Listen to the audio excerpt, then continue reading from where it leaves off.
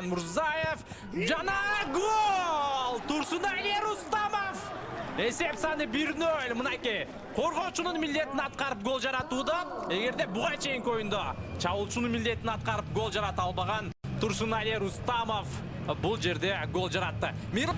Гульжигит Алыкулов делает счет 2-0. И, конечно, он умеет с левого края пробиваться в штрафную.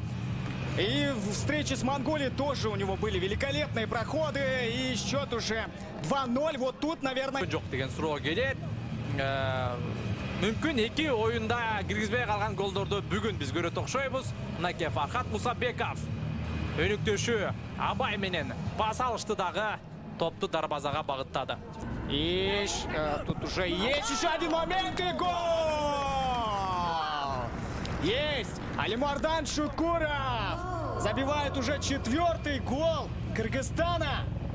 Гульжигит Алыкулов сам может пробить, убрал одного, будет пас, есть и удар, и гол! Ну тут, конечно, да. Тем не менее, они показали тоже характер и заработали 6 очков. Еще один опасный момент может возникнуть. Удар, и тут уже спокойно. Спокойно забивает Бокулиев, но тут уже 7-й мяч. Да.